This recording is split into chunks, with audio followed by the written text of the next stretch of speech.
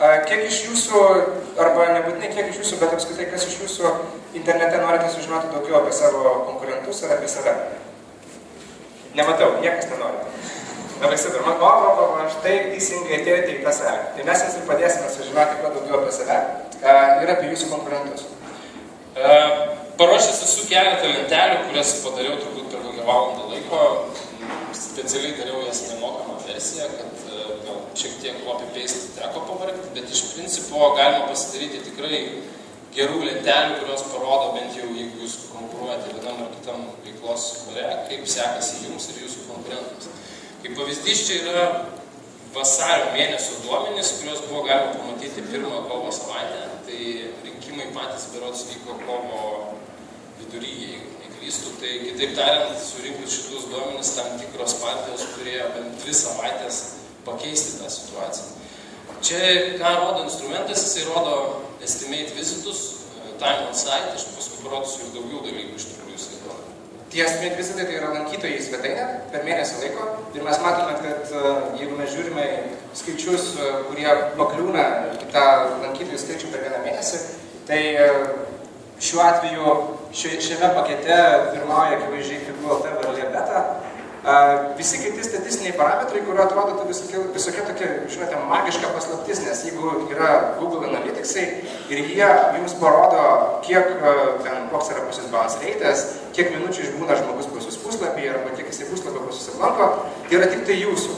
Jo, čia kaip, aš pertrauksiu, čia kaip pavyzdys RDA.lt, kaip matot, labai stipriai išsiskiria su time on site ir page usage, tas gali sakyti, kad labai didelis engagementas, bet iš kitos pusės, kas buvo svetainiai, tai turbūt patys suprasit, kad usability tai problemų daug. Kartais tai reiškia, kad yra tiesiog sunkiau prieiti prie pirkimo.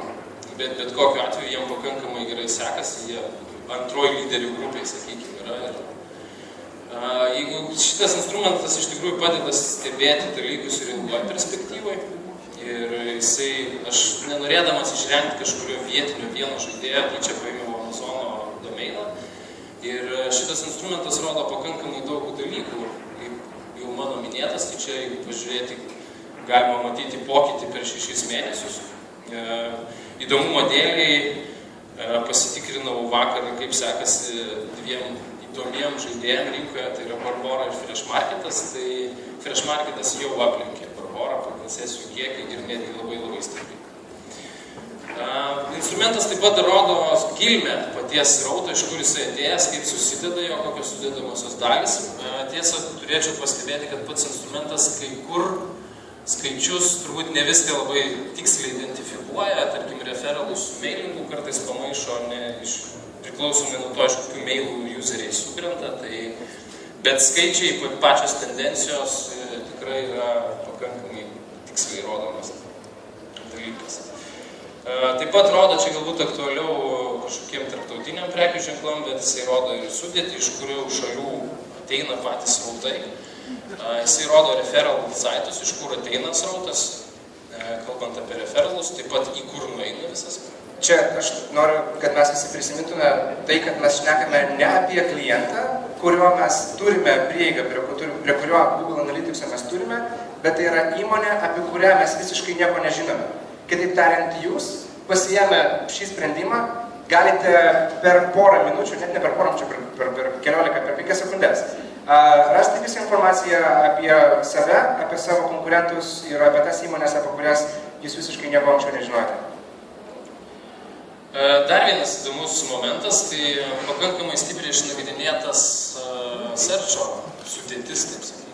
Ir, pavyzdžiui, Amazonas 93% searcho traffic yra uždyka, tai yra SEO kažkokiais būdais sugeneruotas dalykas. Čia jau šitą vietą truputėlį yra visą laiką įdomesnė gerokai man, labiau negu kad Ekonui, todėl kad aš dirbu su AdWords'ais, su reklama paieškoje. Ir vienas iš dalykų, kuriuos visą laiką padarome nagrinėdami konkurentų svetainės arba pradėdami naujas kampanijas, tai yra pažiūrime, bent jau aš pažiūriu, ką konkurentai, pagal kokius raktažodžius ten konkurentai yra atrandami tiek per SimilarWeb, tiek ir per kitus įrankius, kuriuos mes vėliau parodysime. Mokamai versijai berods atiduoda apie 50, gal dar daugiau keywordų, kokiais atsiveda vienas ar kitas domėtis srautą.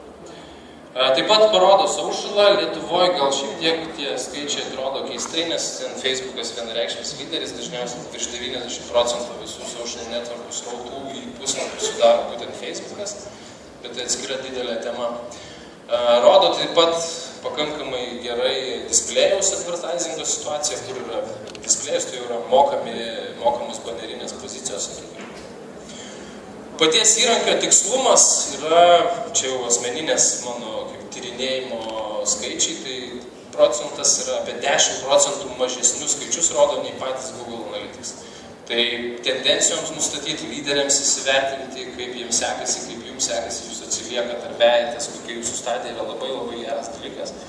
Ir šiaip klientams rodant, visada paprašo po susitikimo atsiųsti pavadinimą, bet SMS. Ir čia dabar vienas iš sprendimų, kuriuos mes kartais naudojame tada, kada norime įsiaiškinti, ką šnipinėja apie mus